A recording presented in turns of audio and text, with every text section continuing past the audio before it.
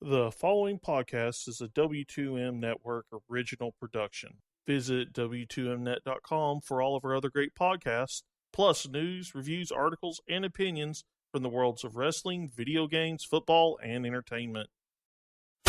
When the final bell rings, there is only one place to go.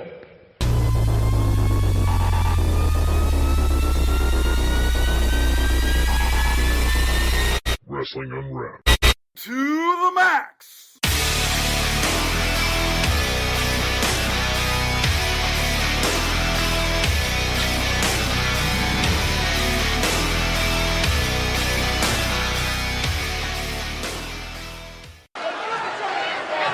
The Miz thinks he can't win the big one. And now the Spirit Squad. The referee doing the right thing. He has jettisoned the Spirit Squad. And is Maurice going with them? Ah, super kick! Dolph Ziggler!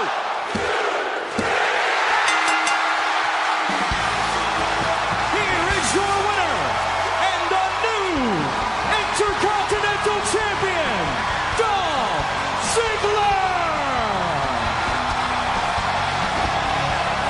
Dolph Ziggler has become a five-time Intercontinental Champion. Dolph Ziggler remains on SmackDown Live. No mercy. No mercy. Well, I don't know just where you came from, but I know you're going back. Hello and welcome to the Wrestling Unwrapped to the Max WWE No Mercy 2016 preview. And of course you can tell that I am not Gary because Gary is on a cruise until the following Sunday, so you're going to hear me doing these intros for every single one of the WTM shows until Harry gets back for, I guess it will be Raw next week. So, or not Harry, Gary, hopefully everything's going good on his cruise. It's for him and his wife's fifth wedding anniversary. So, those two deserve it completely. Wait a minute. The what? Wait a minute. You're telling me there's a woman who's been able to tolerate Gary for 5 years? Longer than that, I guess, if you take longer, the actually. dating.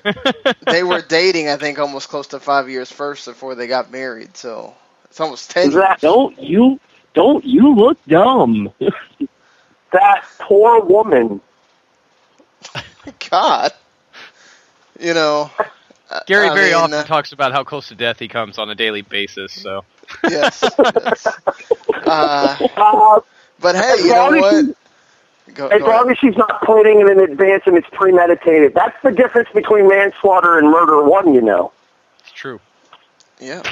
Hey, obviously, since they had the kid and everything, he's got to, deal with her a lot more, I guess, now than even previously. But anyway. Real quick, Harry, I have to laugh about the fact that you mentioned this, considering we're really close to the anniversary of O.J. Simpson being acquitted. Jeez. As a Buffalo Bills fan and a respectable member of the internet wrestling community, I refuse to comment on this statement. Oh, boy. Yes, respected. The delusional Buffalo Bills fan. Okay. Hey, Sean, you just called this a preview, sir. Your opinion's invalid. I said review. You said preview.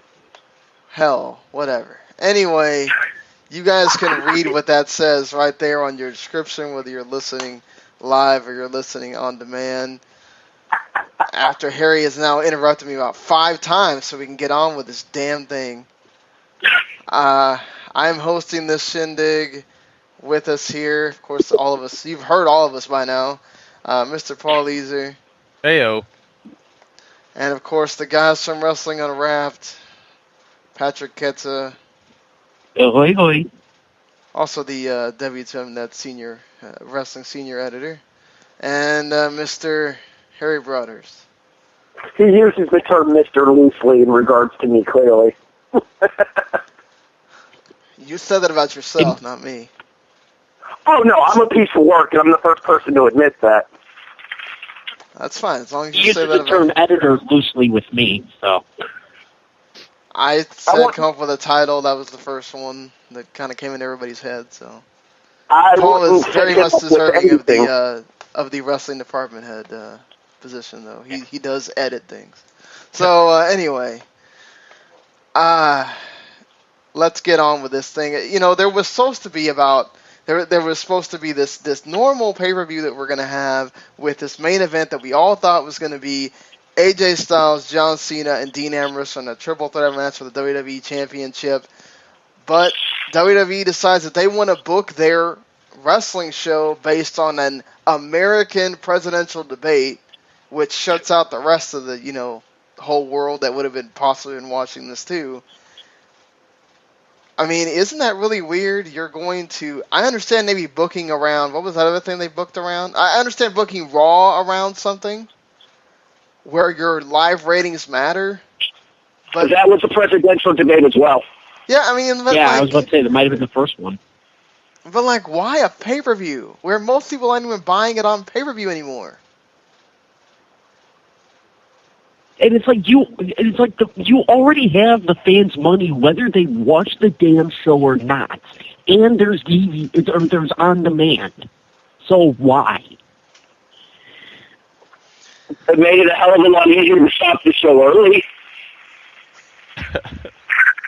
Right? It's right at the 2-hour mark. And any ideas, Paul, on... I don't think there's a smart idea. I just think it's like, hey, presidential debate, it's going to get huge ratings. We'll just shuffle this around. They might as well just do that for every show because there's a Sunday night game that's on against them too. I mean, just might as well. Considering they did start the match first, you did have AJ Styles actually win and defend his title successfully. What did you guys think of the match and the decision?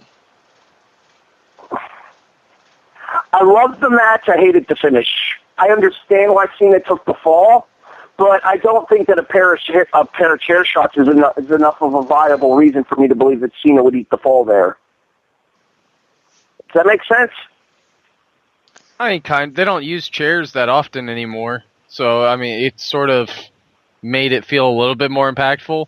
At the end of the day, though, Styles tapped out to both guys, though. So ultimately, this match accomplished absolutely nothing, even though it was terrific. Yeah, they pretty much, it almost feels like they were booking this one to Survivor Series.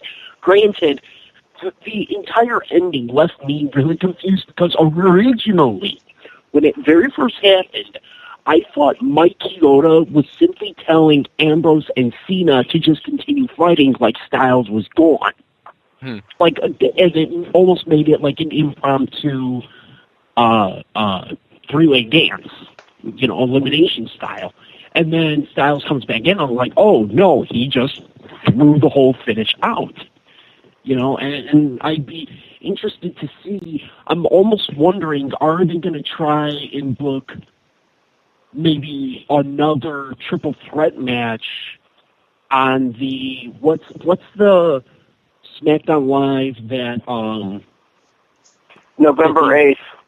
Thank you. I'm almost wondering, are they going to try and load that specific episode up and maybe we get another match there?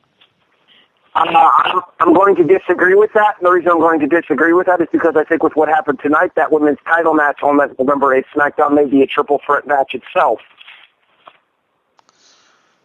They don't load the card. They also may do like what Raw did, where they have two SmackDowns like that have title matches or whatever, building up to Survivor Series, where I imagine we're not going to have a bunch of title matches, and it may be more like the regular Survivor Series that has a bunch of especially with the brand split, they're going to want to have a bunch of these tag matches and all that kind of stuff. I mean, do you guys think we'll get more regular Survivor Series this year, or is it going to be where we have a couple of tags and it's going to be a regular pay-per-view besides that?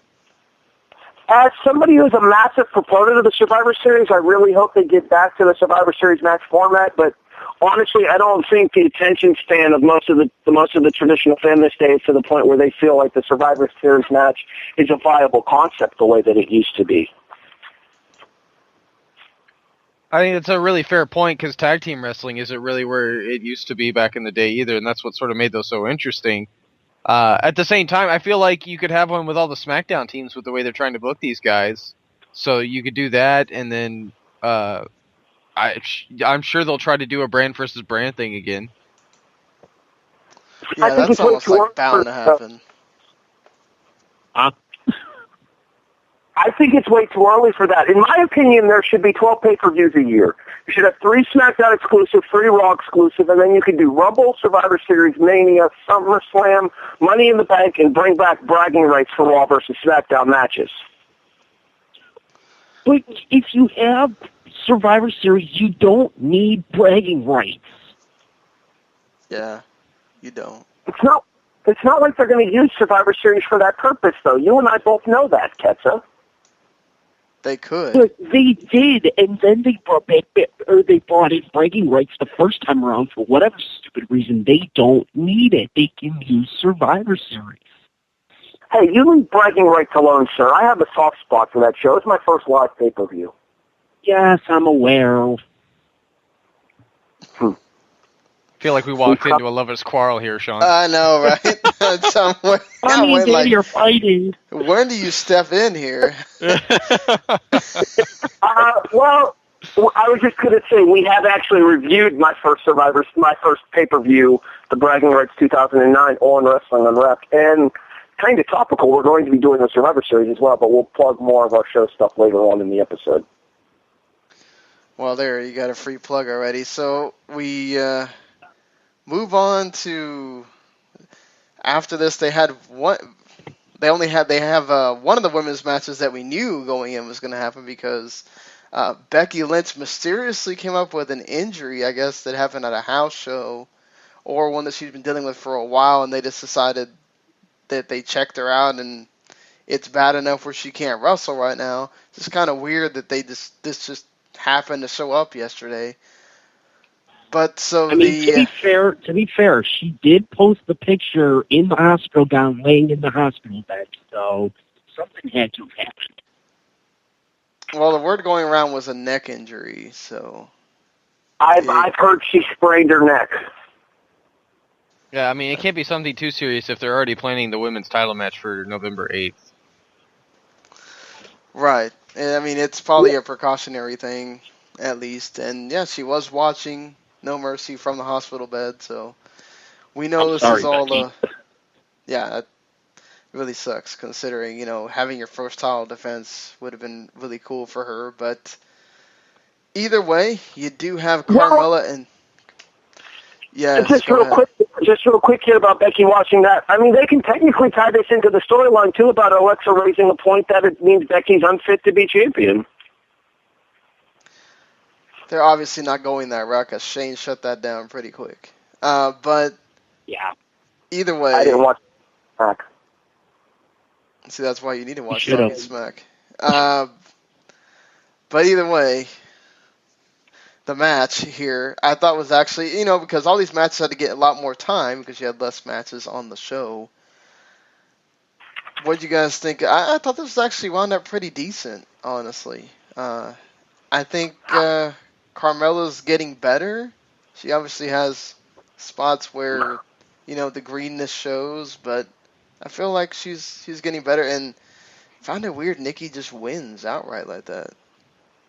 Yeah, I fully expected a Carmella cheap victory here to set up heels versus faces SmackDown Survivor Series Divas match.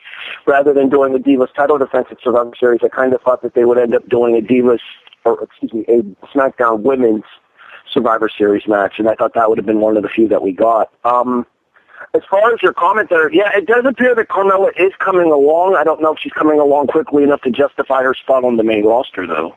And her reactions still aren't there. Yeah, I mean, the crowd really could care less about her. I wasn't particularly enthused with the match. It was fine. I think it was solid. There wasn't anything over glaringly wrong. It's just Nikki Bella doesn't do a lot for me. Carmella's yet to really impress me at all, even in her time in NXT, and I don't know, just bleh. She, my issue with her is she went heel, and yes, she attacks Nikki and everything, but like none of the rest of her, who she is has really changed. She's still that sort of same character, say the same things, and I think people are still kind of thinking it as, okay, well, I don't see why, whether I need to hate you or whether I need to cheer you, you're kind of just whatever. It's still Well, Enzo and Cass tribute act without them. Well, but I think the reason that they kind of switched it up and the reason that they've given for her is the fact that she felt upstaged by Nikki returning in Carmella's backyard. No, I didn't have a problem. Good. I was just going to say, that's how they've tributed it thus far. I don't know if that's necessarily enough of a reason for Carmella to go after Nikki the way that she's gone after her, specifically targeting the neck injury, but I think that's the reason that they're trying to come across, is it's a jealousy thing. It's not like you'd never know because they don't let Carmella talk or anything like that, so. Well, Oh, she Carmella wouldn't does shut up during the match. Oh, yeah. Yeah, exactly. I mean, she's said that on commentary, on Talking Smack, on everything. It's just, that's not my issue, though. I don't have a problem with the way they've done the story. The story's not the problem. It's her. It's the character that they've created for her, as in it's still the same like, the Usos made a change, and there's sort of you can feel that, you can see that. Carmella, to me, still hasn't. So, I feel like this heel turn, great, you're angry. Okay, that's about all I get from it. It almost seems like she was kind of just thrown into the women's division to give both brands 8 women. Well, they didn't have 8 all 8. They didn't. I don't know if they have 8 women on SmackDown. They doesn't have 8. They only have 6. Or 6 or whatever. Because you had the 4 that were there tonight, plus Becky, plus Natalia. Who the hell else is there? Eva Marie technically is still there, even though. Hey, and wasn't Paige? Paige was on Raw, so maybe 7, Paige whatever.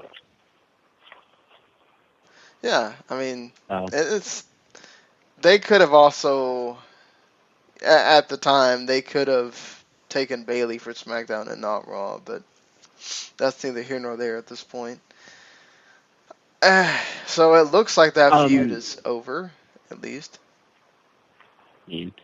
Yeah, and real quick, I mean, I didn't think the match was that bad. They're at least trying, and it seems like it almost seems like they put Carmella with Nikki Bella just because of the fact that they don't want Nikki to have the belt again, but they want to give Carmella somebody who's seasoned. The problem is the only other seasoned people on there are A, the title holder, and B, Natalia, who's already heel. So here you go, Nikki. Make it work. But, I mean, it wasn't a terrible match by any means. I mean, it was actually better than the other match, I would actually go so far as to say. Wasn't great, but there's room for improvement, but there's improvement from Carmella, is basically the long and short of it. The problem that I have here is it wasn't a good match, it wasn't a bad match, I just felt indifferent during it. Mm-hmm. It was a match. Hoping neither one of you would hang up on him, Sean. Hang up on him, Sean. It's not like he said it was the match. It was the match. Yeah. Exactly. Well, the match doesn't make sense with not a person. Hang up on both of them.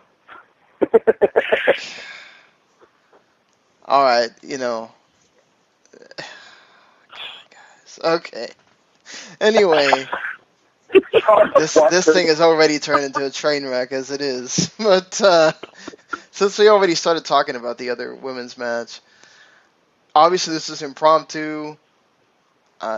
Alexa just kind of comes out and speaks her piece about how she came here to be or participate in a championship match. She didn't get that, and she goes off on Becky not being fit for being a champion, and there's nobody back there to beat her. And here comes Naomi, telling we should all of us getting ready to feel the glow, and then we get this match, which I guess was fine. It wasn't anything. No, that finish was god awful. That they screwed up the rear view right before, and then they screwed up the finish as well. Because is it just me, or did it look like that finish came off really awkward to anybody else? Naomi is not the guiding light of the women's division, obviously. Contrary to what her outfit looks like. It's all the entrance, guys. I mean, you But have that's to the think. problem. She is all entrance. Like, that's the big problem here. Yeah, it's all sizzle, very little steak. And I know that there are those on the Raw, and I know that there are those fans who are actually a fan of Naomi, and by all means, I'm not going to try to disparage anybody for liking who they like there. It's just that, with as long as Naomi has been on the main roster, I expect more from her, and especially against a relative newcomer to the main roster in Alexa. And in my opinion, Alexa's a better in-ring performer, she's a better character, and she's more established. I won't disagree with you about the character part of Alexa Bliss. I do think that there is something there with Naomi. How fast was this match thrown together is what I want to know. Obviously that's not really a great excuse, but I think there is something to that. And I mean, even at the end of the day, you're right. This wasn't a great match by any stretch of the imagination. But it was thrown together last minute. What are you gonna do? Yeah, I mean, Alexa's. Go ahead. Go ahead. Go ahead, Patrick. Go ahead, Sean. Seriously. Okay. Go ahead. Well, I was just saying that, right when Alexa, before she got brought up, she was just starting to get into where it felt like she was starting to hit that other gear as a performer and possibly be able to kind of lead in matches and get things going. And so she's still in that sort of where you'd obviously want a Becky. I don't know how much Nikki does on that end or whatever, but you need somebody a little more experienced than her. Then you throw in Naomi, who is, I'm sorry to say, but one of the sloppiest wrestlers they have. And then you throw them both together, and it's just a combination that probably wasn't going to work very well, especially with the little time they were given to come up with the match. And that's all the more reason that I think that Naomi was the incredibly wrong decision here. Like, I get that Nikki was involved with Carmella, and I get that that Naomi was realistically the only babyface solution left there with Becky out hurt. But under that line of thinking there, rather than doing a match, why not just have Alexa force the referee's hand and issue a 10 count so that way Alexa could use the fact that she had a victory over Becky Lynch going forward. Do you want to know why, Harry? What time did the pay-per-view end for you? Yeah, okay, that's fair. 38 after. No, they did it to stretch time. I get that. Because if they don't do that, this pay-per-view ends 40 minutes early. They had no choice.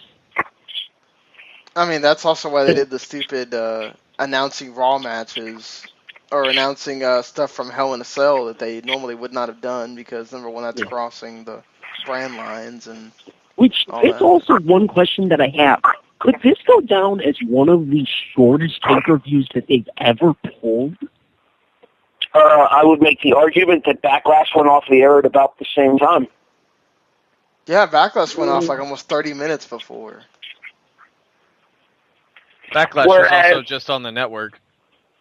Whereas didn't Hell in a Cell, not Hell in a Cell, I'm already looking for it. Didn't Clash of Champions go like 10 to 15 minutes over what it was supposed to?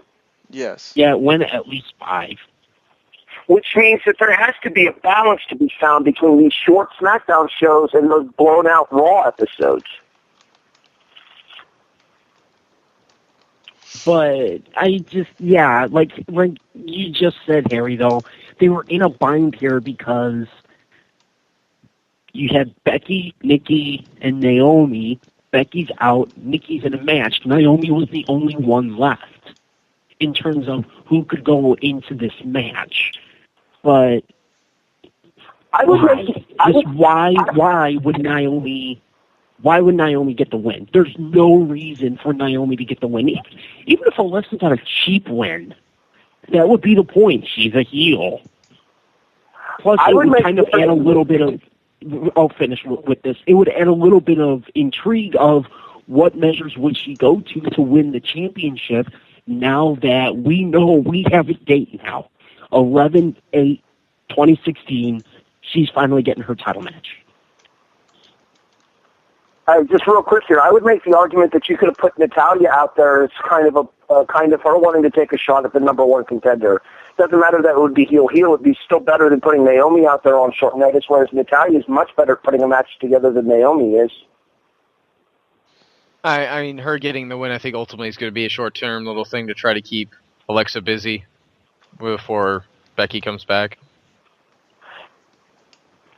I made a prediction, guys. I want to get your thought on this here because I was watching with a group of friends like I usually do, and I made the prediction that this turns the women's title match on the that Alexa's supposed to get into a triple threat there. And then I said that the possibility there would be that Becky pins Naomi, thereby allowing Alexa to get her one-on-one title match at Survivor Series. Could you see that happening?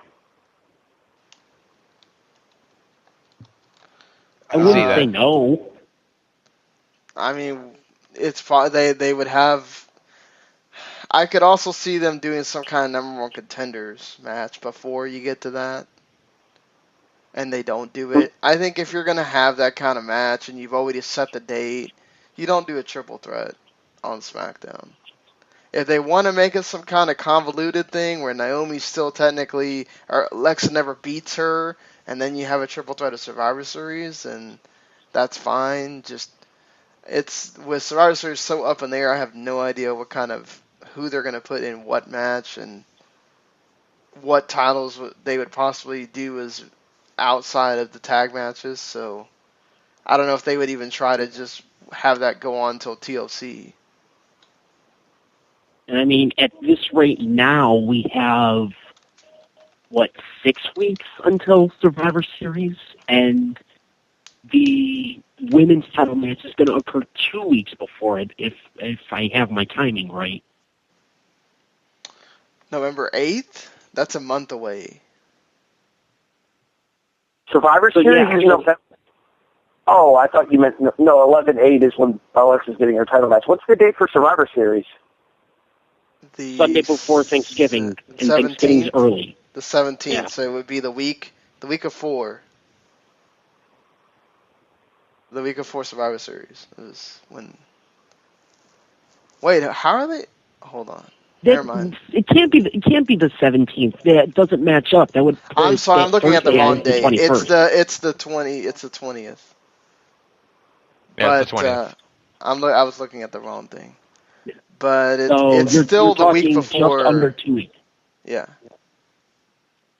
No, not 2 weeks from now. It's a month from now. No. No, the championship match is just under 2 weeks before Survivor Series. Right. I mean, yeah. it is what it is. Paul, what do you think? About what? We've kind of gone off the rails. Yeah, about the thing Harry the thing Harry mentioned. Sorry. I mean, like I said, I could absolutely see them trying to do something like that, but I would think it would be more likely that you have Naomi and Alexa do their thing for all the way maybe up to the week before, and Alexa finally beats Naomi, erases the doubts, goes into that match with Alexa, they have a good match, and she loses. Makes sense to me. Anything else, Harry, since you're the one that brought it up? No, I'm good. Let's move on. Okay. Thankfully. Now we've covered about 3 matches on this show. We move on to one that seemed like it didn't matter. It was actually the pre-show match before they had to move it onto the main card because of the cancellation of Becky and Alexa. Jack Swagger and Baron Corbin, after they had a pretty bad match on SmackDown, they have this. I don't know that I feel any better about whatever this is after watching this either. It's hella boring. It was Yeah. super hella boring. Like, it was 8 minutes of me looking at my phone waiting for this match to be over. This was the second most boring match of the night for me. Do you know what my issue here is? It's the fact that they had the opportunity to do something with Swagger by sending him to SmackDown, and he's the same old Jack Swagger we all know and ignore. I mean, not that Baron Corbin helps in that regard because he's pretty boring himself. So it's like you get two boring guys, and I have no reason to care about the real American thing because, you know, it's not like Corbin's a foreigner. You know, these guys have really nothing that they're honestly fighting over. It's just, hey, you stepped onto my show. I don't like that. Let's Almost fight. makes as much sense as Cesaro versus Sheamus. At least they try to make something out of Cesaro versus Sheamus. I mean, not that we need to be having a best of 7 with Corbin and Swagger, but Oh, God. Getting there, isn't it? could you imagine? No, Could you imagine I don't if want to. on SmackDown they go, Sean, oh wait, what? I am like 90% you just cursed us by even bringing that up. Let me, what if they go, hey, you guys have had 2 matches already. Let's make it a best of 7, just to torch everyone. See, I don't think they'll do that because SmackDown's not that stupid. But, on Raw, where we do this kind of thing, maybe. But, it's one of, you know what? Actually, the pre-show match that they did have was much more interesting for the ones that watched it. I don't know how many of you guys watched it, but the 8-man tag that they had, I thought was actually pretty good. I liked the match. I didn't care for the finish.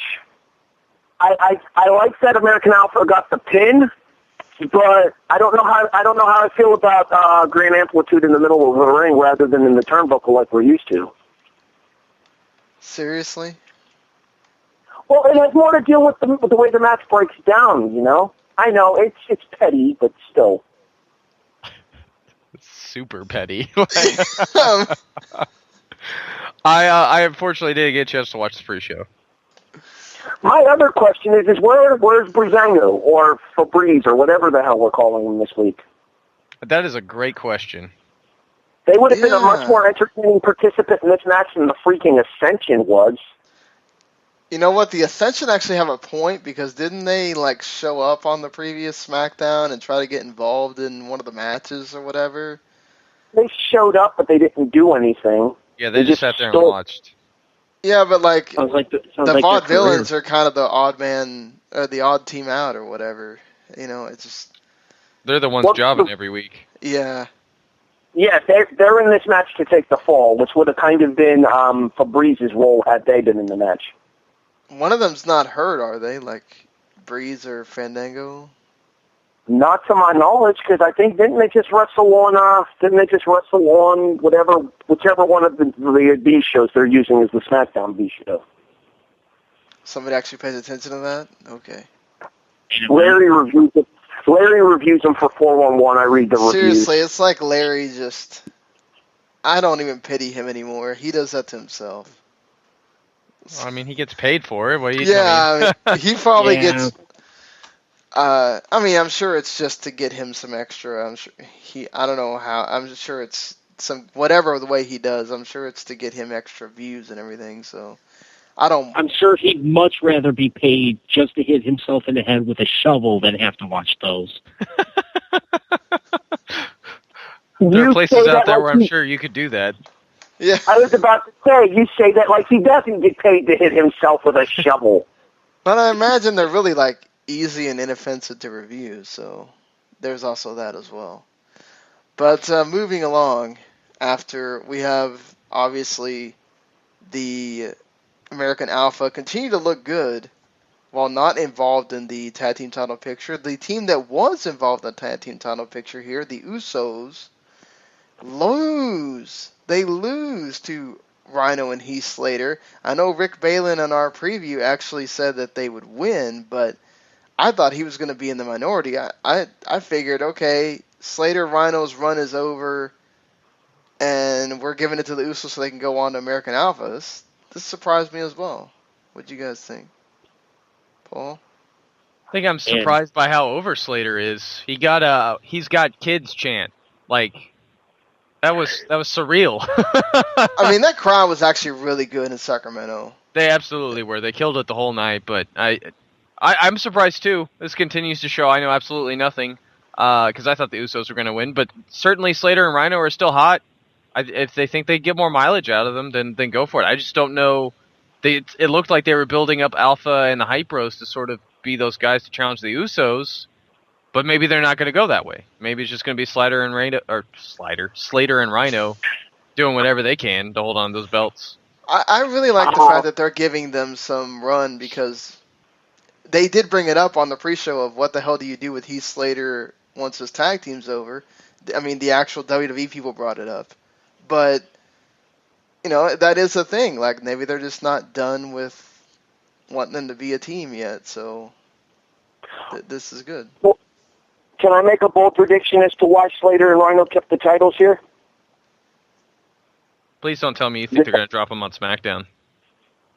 No, I actually thought that was going to happen to them after Backlash, but, no, my prediction is that, what's the next SmackDown pay-per-view, Paul? I believe it's Tables, Ladders, and Chairs, oh my. Yeah, and what better way to justify the Slater and Rhino losing the tag titles without actually having to lose the tag titles than to put them in a multi-team ladder match?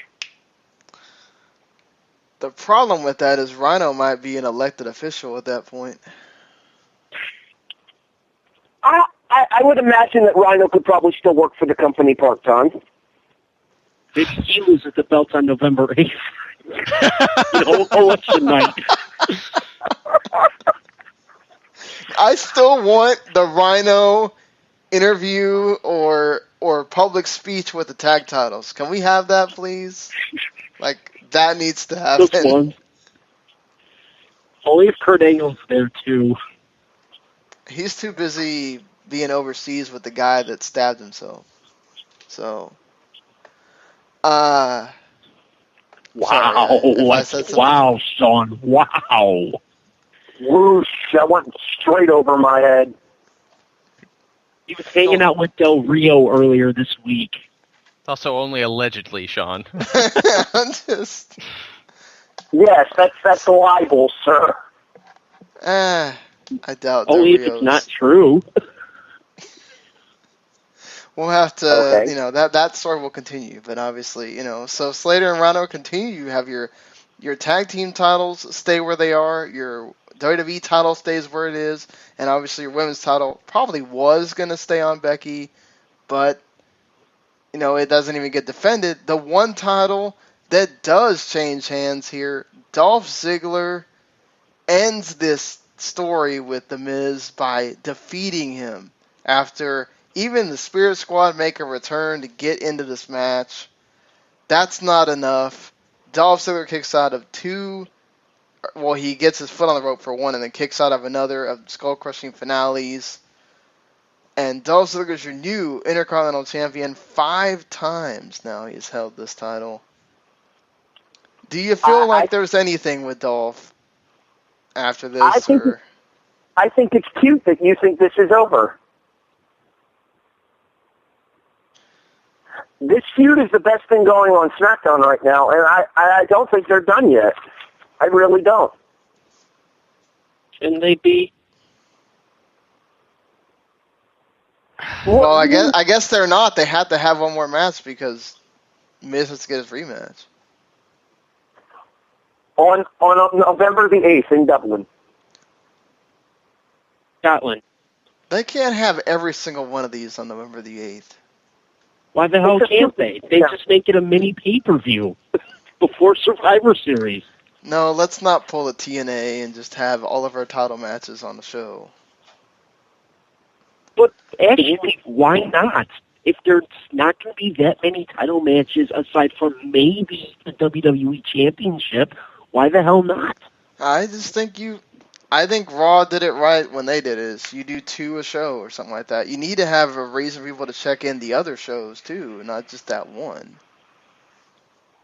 Plus, not only that, SmackDown or the WWE probably is going to try and overload Tuesday, November 8th because it's the presidential election. Yeah, but It is a president.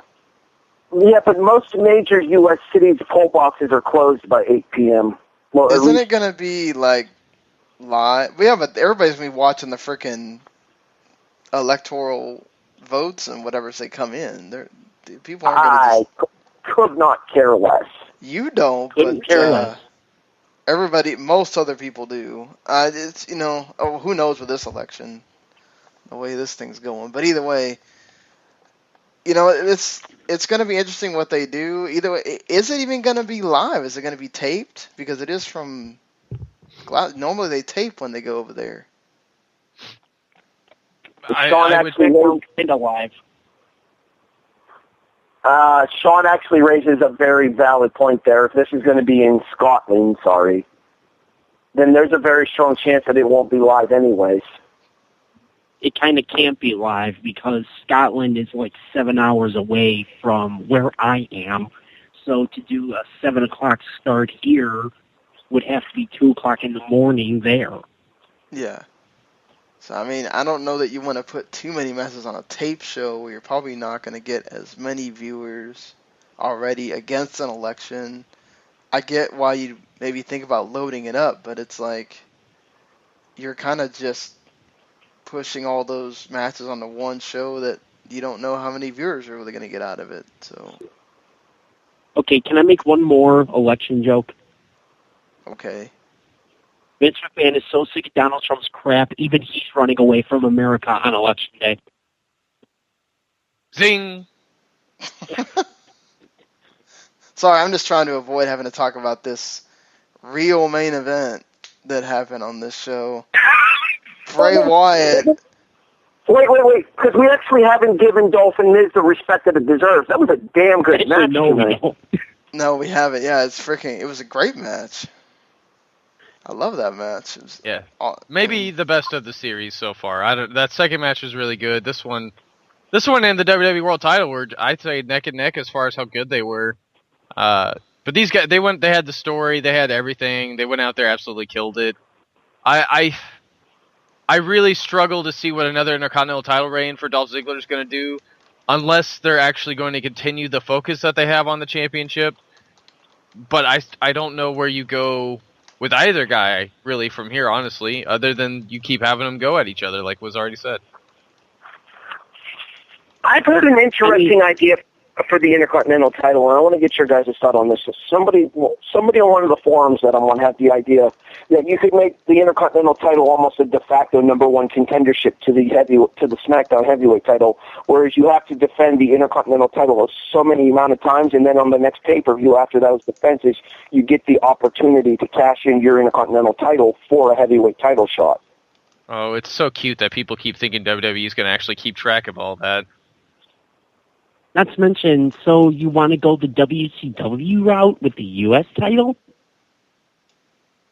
Well, it was named that the U.S. title was a de facto number one contendership to the world title, but that almost never actually happened. I think that the opportunity would be there to do this with the IC title because then you'd have main event level talent interested in the IC title, and you can use it to push people up the card as well. I like the idea in theory. I don't think it'll ever happen, though. Like Paul said, they're not going to sit there and try to keep track of all that, honestly. Yeah. They can hire me to do it for all I give a damn. Patrick, for all the crap you've given Miz over the year, even you texted me that said that you had to give this match credit there. Is it possible that the Miz may actually be growing on you just a little? Go to hell, Harry. God. I have made a very bold statement in the past, and I stand by it after seeing tonight's pay-per-view. It is my opinion that Mike Mizanin is the MVP for the WWE in 2016. I don't know. AJ's been terrific, but Miz is. I would agree. Miz has been the best heel in the company by far. I'll take Triple H. Jeez. Just not to give it to Miz, huh? Damn right. But, I said it everywhere. I will absolutely, without a doubt, give credit where it's due. In tonight's case. Yeah, that match was absolutely incredible. Granted, the one minor gripe I have with it is the complete and utter smash you over the head overbooking of about the last 5 minutes. From Maurice's interference, you get the foot on the rope, then almost immediately the Spirit Squad comes out. And I don't remember how they got out of that one. Actually, I thought. Hold on, I think. Thrown out. Hold on. I think he actually kicks out. That's the second one. He kicks out of the second one, and then they show up. After she sprays him with the stuff. Yeah, No, because Maurice. she sprayed Dolph. Dolph walks into the first skull-crushing finale, and while he's totally blind, he gets his foot on the rope. I know that was the first one. Right. I don't remember the circumstances of the second one that he kicks out of. He super kicks Mikey off the apron. He gets distracted by Kenny. Miz catches him with the second skull-crushing finale. Yeah. Okay. And kicks out of that one, and then all of them are thrown out. Like, it's just everything in, like, the last 5 minutes just seems super overbooked. It felt like you could have almost segmented all of that. You know, you get 5 minutes in, Maurice sprays, you know, and then Dolph gets the foot on the rope. Maybe a few minutes later, Maurice attempts to interfere again and gets thrown out. So then a couple minutes later, the Spirit Squad comes out and he kicks out of the skull-crushing finale. You know, it seems like they smashed in the last 5 minutes what they really could have broken down over the entire match. But I mean, that's nitpicking. Other than that, this match was great. Started real slow, but they really built up, and that crowd went nuts at the end when Ziggler hits the super kick for the win. I know there was a contingent of us talking about this could really do a lot for giving Miz a lot of heat about retiring Dolph, and we were thinking about, where they're going to have this, maybe Dolph loses. Do you still feel that way, that this could have benefited Miz more? Are you asking me? Or who are you Paul, asking? sorry. I was asking all of you guys, but... Yeah, this was my part of the roundtable I got to write up. I absolutely thought it would have done more for Miz to win. Sorry, but if you know, if Dolph is going to stick around and they actually plan on doing something with him, then this is fine too. See, that's your $1 million question. Sorry, Patrick, but I was just going to say to Paul there, that's your $1 million question, though. Are they going to do anything with Dolph? If history tells us anything, the answer to that is no. Mm-hmm. See, this is kind of one of the cases where I feel bad for if you guys didn't, and obviously Harry, you didn't, but for not watching Talking Smack after, which I think in this case this is one of those where it was necessary to watch it because of the fact that after the pay-per-view they did obviously the live Talking Smack, about a 25-minute episode, but they did an at-length interview with Dolph. And Dolph flat out said right to Daniel Bryan, if I lose this belt because I cannot perform like I did out there, I'm gone. So and this was, you know, the whole contract negotiation, you know, BS, like had been going on for multiple weeks with The Miz. I love the fact that they talk right about there. that stuff, though. I love the fact that they talk about, well, now we got to give you another contract because, like, you're IC champion now. You got to make more money. So, like, it's that kayfabe stuff that like nobody really ever talked about, like other than I guess like Vince during the early '90s or late '80s or whatever. But like, I like the fact that they're bringing that stuff back up again. That's an important factor. Having motivations, even if they're kayfabe ones like that, is good. Yeah. And I want to give Larry credit for something he said in his No Mercy review, because one of the first things I did after the show was over, I read Larry's review from No Mercy. And one of the things that he pointed out is the fact that Miz actually got off a really good line in his backstage segment with Shane and Daniel Bryan, saying that after this match was over, he's going to want to renegotiate his contract again because there's going to be extra money around after he retires Dolph Ziggler. And Larry got off a line of, and I apologize for the wording here, his exact comment was, what a spectacular asshole. Because it fits Miz's character perfectly to want to recoup some of the benefits of the fact that he got rid of Dolph Ziggler, so he feels he should be financially compensated for doing so. That's perfect character work from the Miz there, and I just wanted to give Miz credit for that too real quick as well. Mm-hmm. Yeah. Enough credit to Miz. Blah, blah, blah. I gave him his already. God, you really don't want to give him credit, do you? No. But going back to what I was saying, though, sorry, real quick, going back to what I was saying, though, is that it seems like they are going to try to do something and kind of have Ziggler be the Mr. Perfect, Shawn Michaels, Bret Hart type, where he's going to go out and defend the belt in the best match that he can give.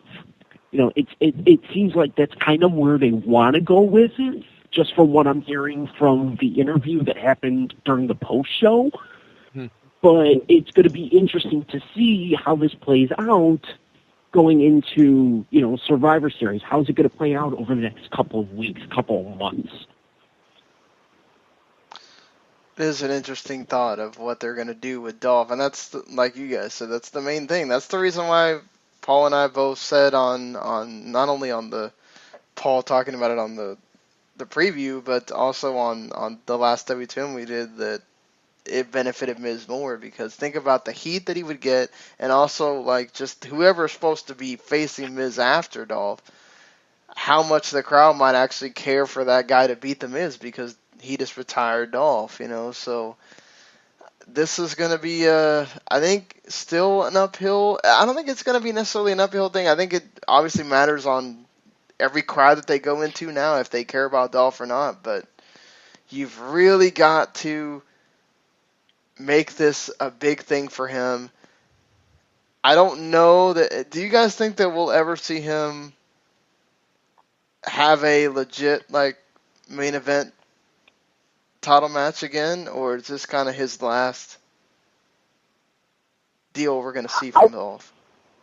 I think it depends on how the fans react to this Intercontinental title reign, whether or not that happens. If the fans react positively to this IC title reign, then I could see Dolph being possibly the guy who steps up and is one of the next people to challenge AJ Styles.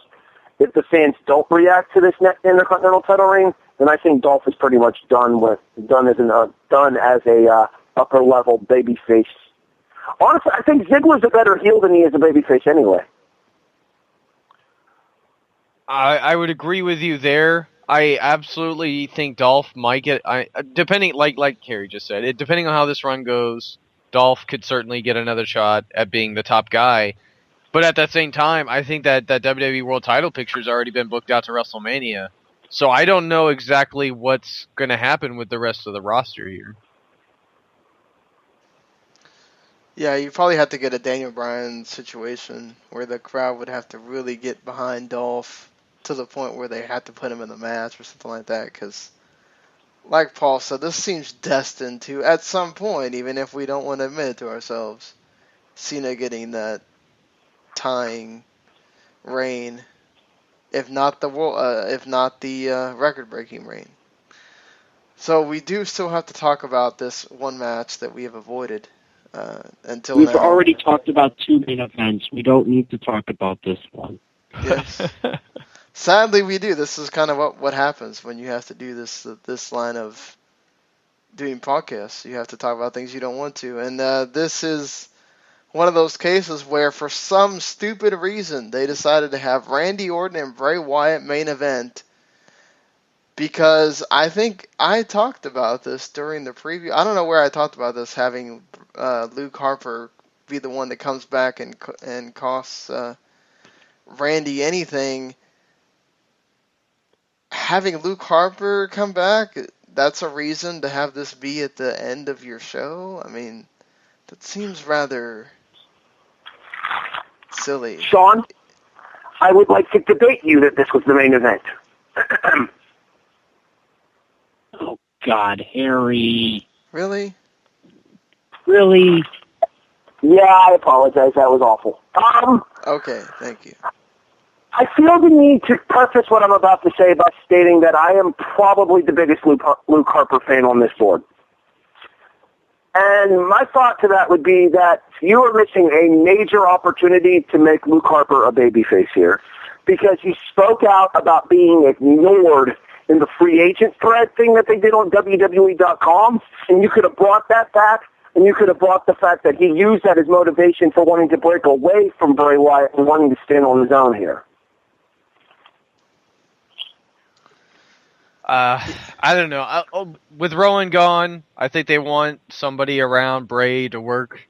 And, I mean, Harper's a terrific worker. I'm a big fan of his, too. But I kind of, like, the match wasn't really much of anything. I was really hoping for maybe some big character evolution for Bray to help him try to get back on a larger level. Like, maybe, you know, his disappearing act on SmackDown, maybe that led to him getting some sort of, like, crazy power or something. And ultimately, it equals out to him getting Luke and getting the cheap win. But a win's a win. At least he wins here. This obviously isn't over. And hopefully Randy doesn't make Luke look too bad in the next episode of SmackDown, because you know that's going to be a match. The problem is to give Bray Wyatt any power would be a continuation of the essentially unfinished storyline from last year's Survivor Series. Very true. When he stole the power of the Undertaker as a means to try and build up the 25th anniversary match, and then the match happens and they just drop everything. So I almost feel like they were giving the fans credit for that one, of the fact of, well, if we give him any kind of power, they'll remember the cluster, you know what, that was last year's Survivor Series.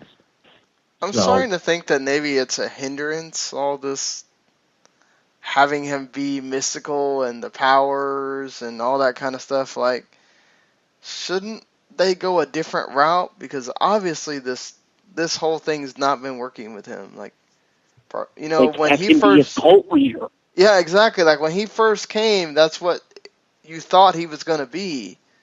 And he was kidnapping people to... You thought that was going to lead to that, you know, the whole thing with Bryan and everything. And then it's just like we transformed him into... We wanted to be the Undertaker light. And I don't think that people are buying that. It makes it very hard to get into... Not to mention he never wins, but... I don't know, it just... I don't think people are going to buy that kind of character anymore.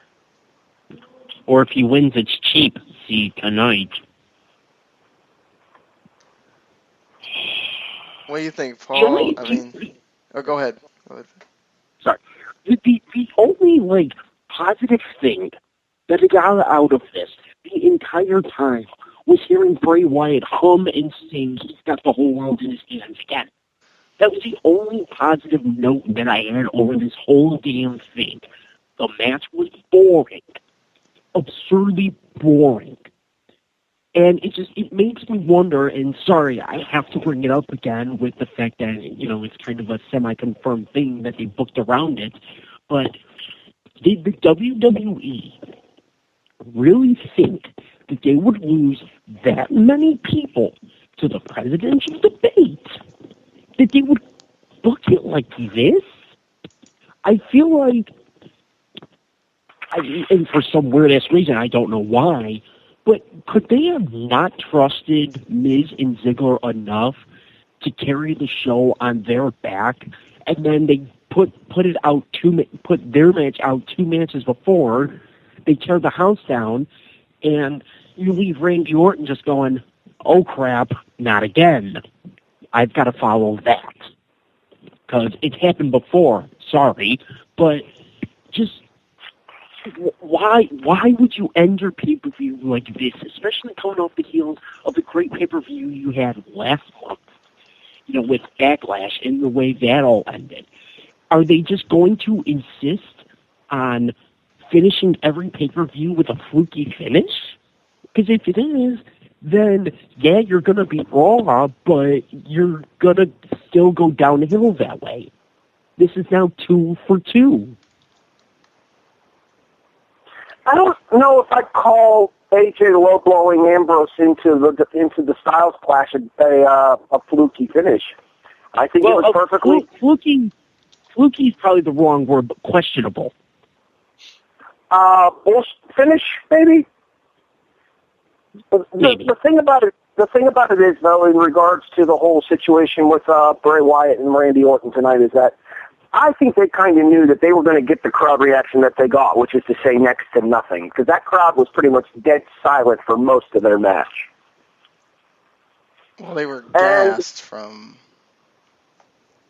the other Well, I match, think too. that's why Miz and Ziggler went on earlier rather than going in the main event there, because they knew that Miz and Ziggler, they wanted the crowd reactions to be there for that match. Whereas, let's be entirely honest here, generally speaking, not a lot of people have cared about this Bray Wyatt-Randy Orton feud since it started after SummerSlam. Wait, but why wouldn't you want the show to end on a high, like Dolph Ziggler winning? I mean, they're gonna be into it no matter where it is on the card. I mean, I feel like you I feel like you could have legitimately just taken the 2 matches and flipped them. That was it. Yeah, I mean, I think you would have been fine just flipping those 2 matches. As always, you opened with one of the matches you built really well. You closed with one of the matches you built really well. You're fine. Everything else in the middle, depending on your flavor and your amount of interest, would have garnered different reactions, I'm sure. But this was not the right answer. I don't know if it was actually, they felt like they were going to get beat that badly by the debate. But I mean, let's face it, this is a rather important election, and I mean, granted, it's a, that debate's also a freaking circus show too, so you have people watching for the car crash factor. So, maybe they did think they were going to get beat that badly. How bad is our election going to be when the WWE is the less insane fake thing? That's saying a lot right there. Yeah, it does. Yeah. How dare you use the word fake about wrestling? Oh, quiet. Can I ask you guys a question about SmackDown? I don't know if Patrick watched SmackDown. I know Paul and Sean did. Bray Wyatt specifically mentioned Sister Abigail appearing before him in one of the backstage promos when he was trapped inside of that, I assume it was a storage locker. Mm-hmm. Would tonight have been the night to debut Sister Abigail and possibly take that level of the Wyatt character out somewhere? No. I don't think they should really ever debut Sister Abigail. I felt like it was him sort of hallucinating almost, and I thought that was what made it kind of interesting. I mean, even then, at the same time, when we were talking about a guy with powers, they either need. I mean, it's one of those things where you got to crap or get off the pot, and you can't just bring it up every once in a while. It has to be something you stick with, and they don't tend to do that. So if you're gonna have the character evolve, then you have to stick with it. No, and no again. I think I've talked about this about I don't know how many different times on the various W10 podcasts over the years. I don't like this idea because, number one, it will eventually become into some kind of weird-ass love interest thing, or Sister Abigail will have some kind of power over him, or whatever, and when that becomes a real character, guess what? She doesn't just go away. She then becomes her own thing, and it could just wind up making him even less believable, and it makes it even to a worse thing where, what if, they have her just humiliate him and all this kind of stuff, and it's like, no, I'd rather it be a figment of his imagination or something that he he dreams about, or this mystical person, or mystical like being, that's fine. I don't have a problem with that. Like, you know, the power of the Undertaker's urn. Like, we never saw anybody come out of that. You know, just I'm fine with that. Just I don't want it to be a person because it turns into something else. To be fair, the urn was too small for someone to come out of it. Seriously. Sorry, I had to.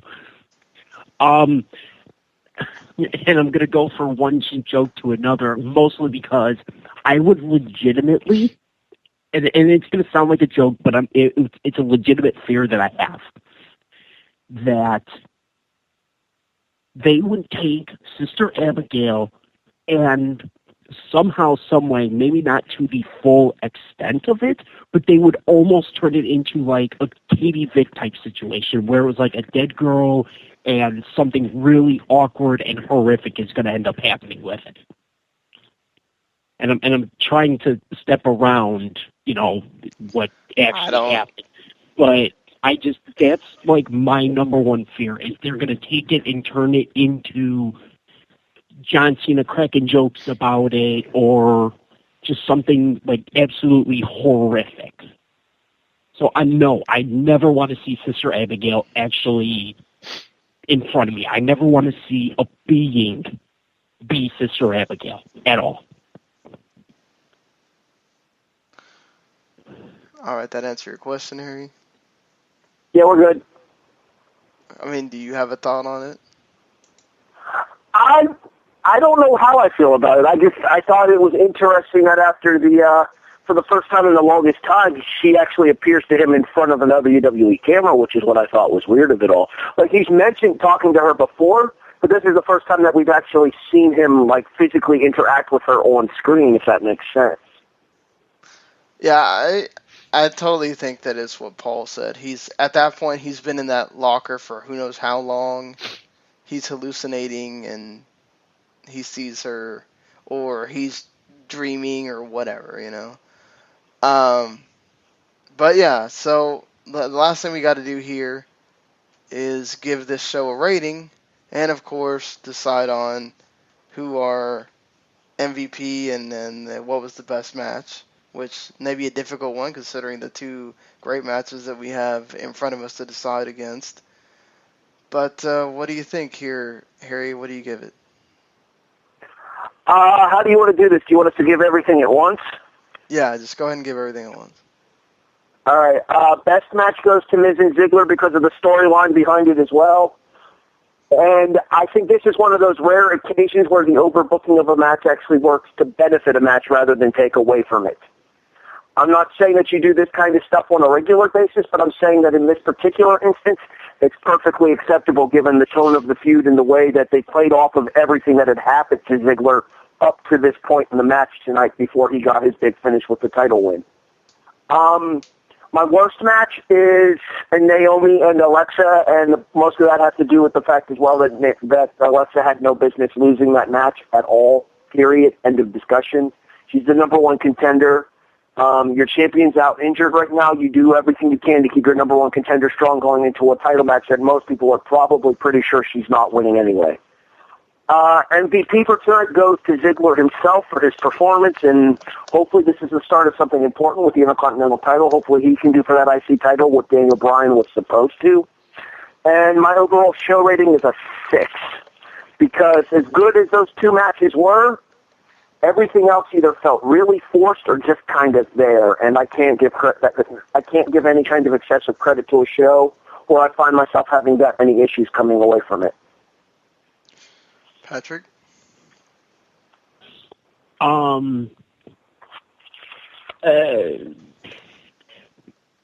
like I said, it's really close between those two matches. I think just because of coming down essentially to the last 5 minutes of both, I would give the slight edge to Miz and Ziggler for best match of the night, just because you had the kind of goofiness that wants to double tap out but gets waved off in the triple threat, when in reality just throw Styles out of the match. he lost, he tapped out, and just have Ambrose and Cena fight it out the rest of the way. But and like I said, when I was complaining about the last 5 minutes of Miz and Ziggler being kind of overlooked for my taste, that was still a small change to me. They still had to get there. They still had an absolute hell of a match. Almost in the entire match through. So my absolute hats off to them, and yes, I will even give the Miz credit where credit is due tonight, because it was a hell of a match that involved him.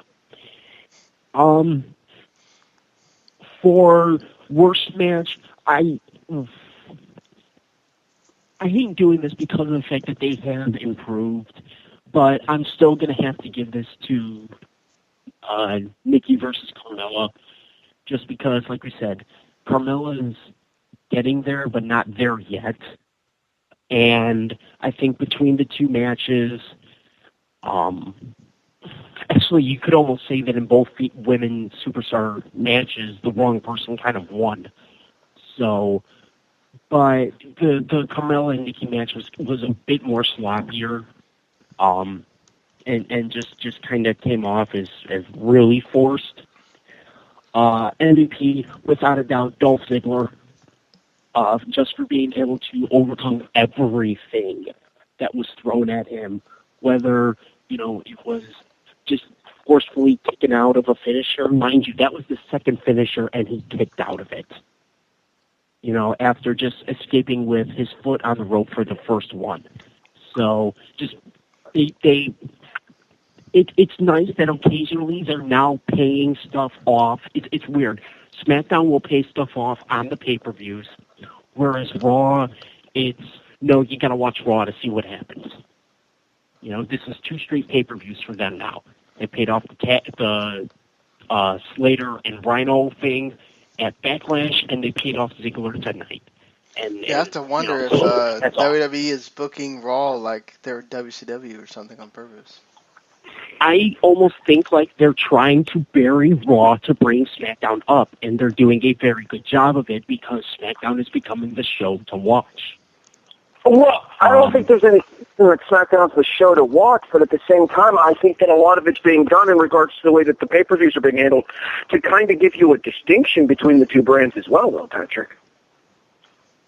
And even still, though, for Christ's sake, Raw, pay stuff off at the pay-per-view. Just because you make it distinct doesn't make it good. Yeah, but to finish off, my final score, I mean, the bad wasn't terrible. The good was great. So I would go slightly higher. I'll go far enough and give this a 7. While the women's matches weren't the world's greatest, but they weren't exactly horrific. The tag title match was kind of just there, but not bad. The 2 standout matches here are obviously the triple threat and the Intercontinental title match, and those were kind of outliers and kind of weigh this further to the northern end of the scale. So I'll round it and give it a 7. Yeah, I think what you got tonight at No Mercy was a very complete picture of what SmackDown sort of is. The matches and feuds that they really pay a lot of attention to on their television program every week were paid off well, and they were really good. The WWE World Title match was great. The Intercontinental title match was great. I personally really enjoyed the tag team title match a lot. Everything else, though, that's kind of mid-card or lower in the women's division obviously had some stuff working against it with injuries and whatnot. I think you sort of got where they're at with that. The mid-card's kind of boring and flat. The women's division, there's not, outside of the title, there's stuff going on, but it's not exactly the best, The best match of the night to me, obviously, and I agree with both Harry and Patrick here, was The Miz and Dolph Ziggler. Terrific storytelling all the way through. These guys have absolutely earned it. I think it's been the best feud on television all year. Worst match for me, Baron Corbin and Jack Swagger. No match should ever make me pay attention to my phone for the entire time it's on my television screen, or laptop screen in this case. MVP, absolutely Dolph Ziggler, and I too, like Patrick, am giving the show a 7. Isn't it nice, real quick, that we can say that we're paying attention to our laptop screen and it's not an illegal stream anymore. It's true. Yeah, that's true. That was 100% true for me. Yeah, so for me, obviously, Dolph and Miz is the match of the night. That story was just great, and having it pay off one way or another, and they paid it off with Dolph winning was fantastic. Too bad it couldn't be the last thing that we see from that show. The worst match to me was Naomi and Alexa Bliss, just because it was rushed and those two just, it was sloppy the way through. Corbin and Swagger was boring, but at least you didn't have that problem. And what was the MVP is obviously Ziggler as well for winning and for putting on the performance, and just look, both of them were great in that match. Let's not mistaken. And even Maurice played her role really well too. So I just think the way the thing built, and Ziggler was able to really make you feel like, oh man, here we go again. They're screwing him over again. And then at the, he kicks out of stuff and gets that foot on the rope. And then when he wins, you're just like, yes, that's the moment we wanted. And the crowd responded the way you'd want them to. So hats off to them for that. And I'm going to go with in the middle of everybody, I guess. I'm going to go 6.5. You had the pre-show match, which, not all of us got to see, was actually pretty good for being impromptu. Some of the other stuff was just there. And you don't want like a majority of your mid-card being just there on a show, other than the tag title match, which was good. But that's kind of sad. Yeah, the women's title kind of being thrown out really hurt this. I think you could have really been talking about a very good show had you had that match and it actually had gone to fruition and they had a pretty good match there. But that's kind of what happens sometimes with injuries and you have to book on the fly. And this time it didn't so pan out. And I'm docking them because Bray Wyatt, Randy Orton should not be main eventing anything. I'm sorry. That is the exact reason that I didn't go higher on this show. You put Miz and Ziggler in that main event spot there, then I'm right with Paul and Sean or Paul and Patrick at a 7. Yeah. So I docked them a full point for card placement. That's fair. That's part of doing a review for pay-per-view as well, and it really gives you it's that sour taste in your mouth for the last 30 minutes or so of the show. Is you get two, let's just be honest, bad matches, and then it sounds like SummerSlam. And then just the lackluster, like, oh, well, we're doing it because we're going to have this big, like, comeback of somebody. And it's like, look, I love Luke Harper too, but he's not Seth Rollins. He's not somebody that was huge before he went out. That you're going, oh my God, I can't wait for this guy to come back. So, and actually Harry brings up a good point. If you were going to have him do something different than just be another Wyatt member again, then you actually sort of have a point to him having that main event spot if you are going to have him turn against Bray or something like that. But if you're just going to have him be with Bray again, then what would have been the big deal of having it happen 30 minutes earlier? I don't know. And I know it's kind of petty or whatever, but yeah. No, that was the exact point that I raised earlier in the show. You missed an opportunity to make a main event level star tonight in Luke Harper by having have Bray beat Orton clean. I'm fine with that. I think pretty much everybody would have been okay with that. God knows it's been freaking forever since Bray Wyatt's picked up an important clean pinfall victory at a pay-per-view.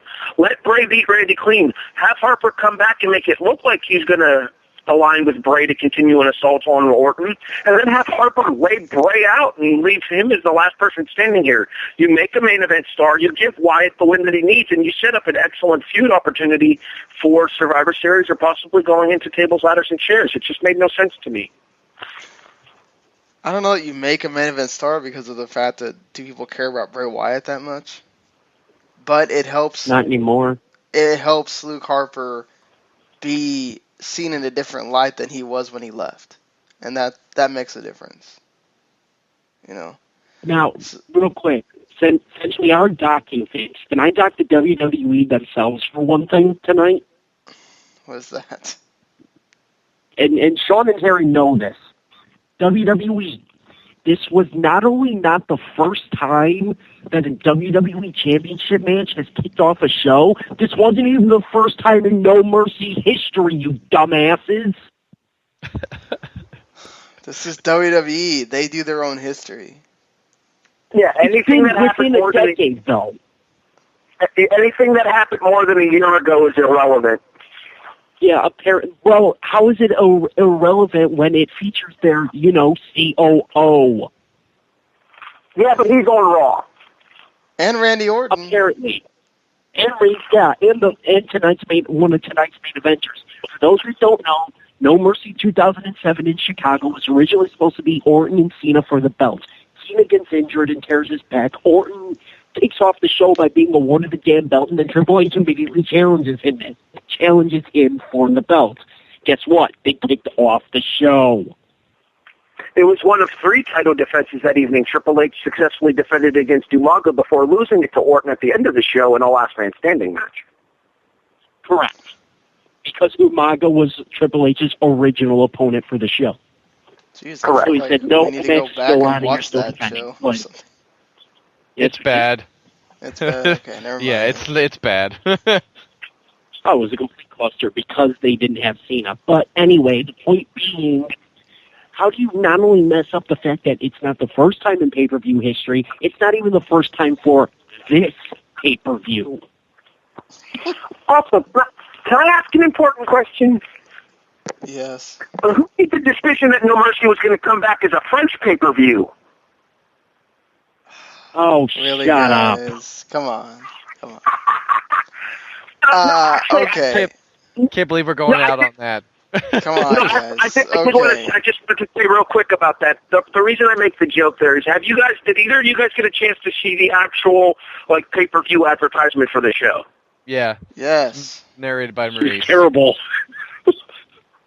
Actually, I thought it wasn't too bad, honestly. Yeah, the promo wasn't bad. The video wasn't bad. The promo was in French, though, which led to the English subtitles, and then the whole No Mercy thing, which I thought was weird. But actually, I'm glad to have a non-gimmick pay-per-view here in this spot here. I think we need to That's get rid what's of the gimmick also pay-per-view. dumb about Miz not main eventing. The whole promo was Miz and Maurice. They're the poster, too.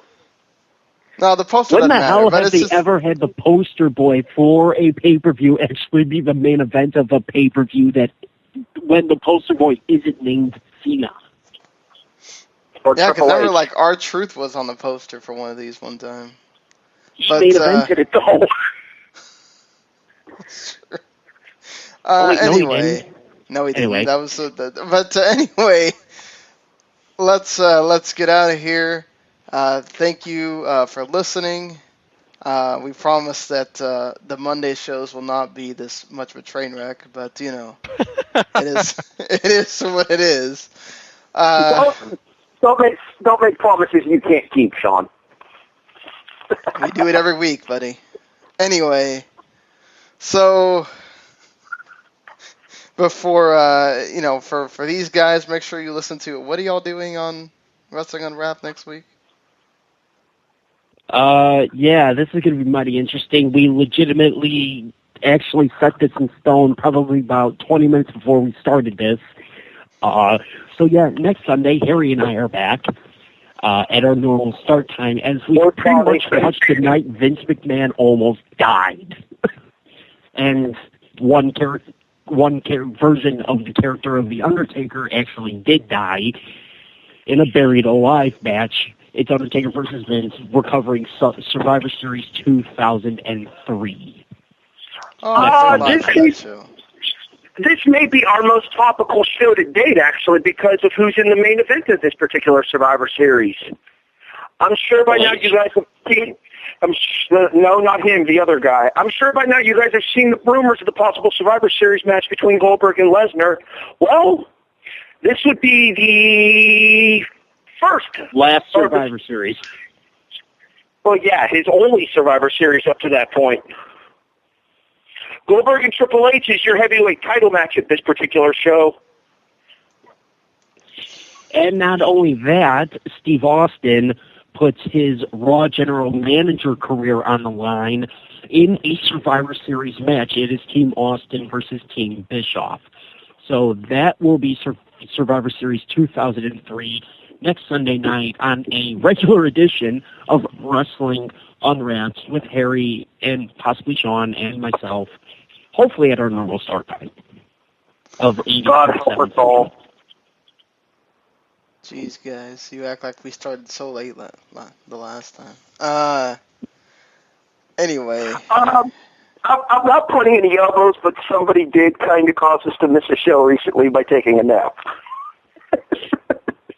Hey, you work that middle of the night shift and then try to stay awake for the rest of the day. Would That's you kinda really hard. miss a show if you produced your own damn show?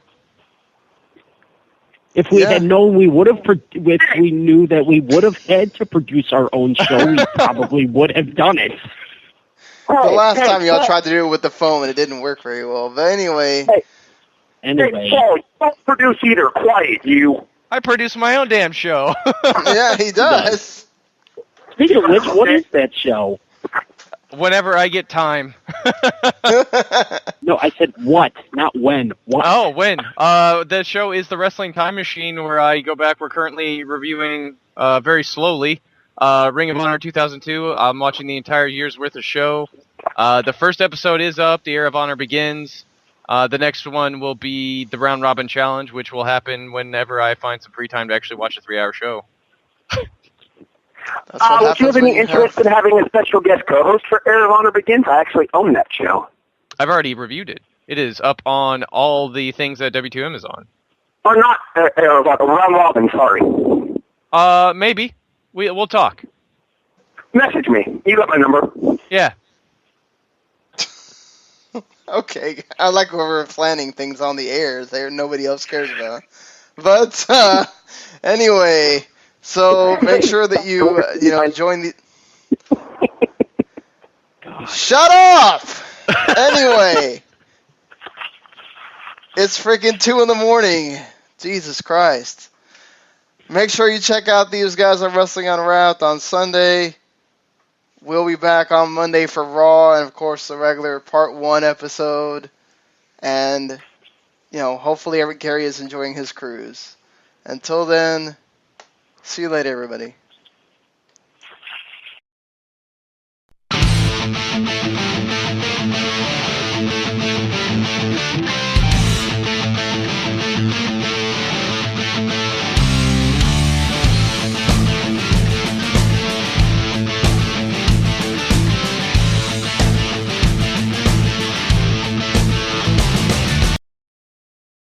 The following podcast is a W2M Network original production. Visit W2Mnet.com for all of our other great podcasts, plus news, reviews, articles, and opinions from the worlds of wrestling, video games, football, and entertainment.